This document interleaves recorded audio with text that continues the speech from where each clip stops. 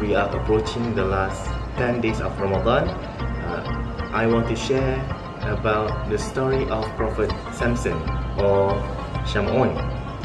So the Sahaba of Rasulullah asked Rasulullah who spent the longest time to do ibadah, and then there comes the story of Prophet Samson or Shamun, whereby he spent almost 1,000 months of performing ibadah. So a little backstory about Prophet Samson. Who is Prophet Samson? Prophet Samson is among the strongest prophet. We know Prophet Musa, and then Prophet David ataupun Prophet Daud alaihi salam, and Prophet Shamun is among the strongest prophet, whereby the source of his strength is his hair. And during his time, Prophet Samson is after Prophet Musa's time, and then after Prophet Yusha''s time. So he was during that time. He was among the 12 judges who governed Palestine at the time. Okay, so he is among the highest hierarchy at the time.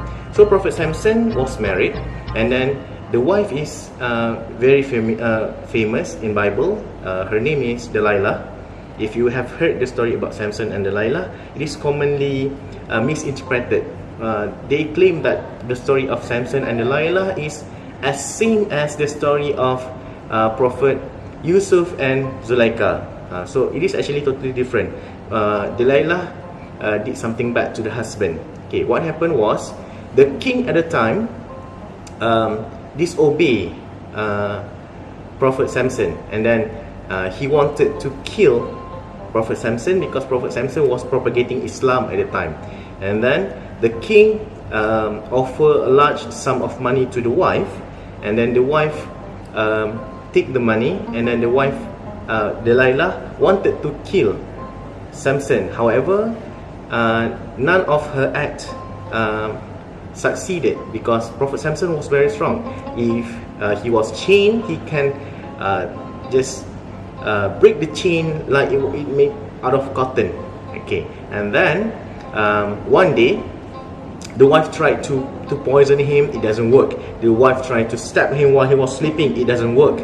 And then so one day the wife asked Prophet Samson, dear husband, what are your source of power? And because of Prophet Samson is a prophet, he tells the truth. Okay, he said that his source of strength comes from his hair. He never cut his hair. So if his hair will cut, he will lose all of the strength. Okay, so while he was sleeping, the wife cut his hair, and then Prophet Samson woke up from his sleep. The king's army were at his house, and he was chained, and then he was brought to the castle. And then when he was chained on the pillars in the castle, he made dua to Allah. He said to Allah, oh Allah, please grant me your strength again so that I can break free from this chain, and then I will promise that I will spend all of my life to do ibadah just to you. And then Allah grant the dua of Prophet Samson, and then he break free from the chain, and then the whole castle collapsed, and even his wife were in the castle, and everyone dies. Okay, so Prophet Samson spent all of his life to do ibadah to Allah SWT, which is approximately, some say it is 900 months, some say 1,000 months. And then the Sahaba asked Rasulullah, Ya Rasulullah, how can we do ibadah for that long? Because we only live like 70 or 60 or 80 years old. And then Allah sent down Surah Al-Qadr as a reward to the followers of Prophet Muhammad SAW.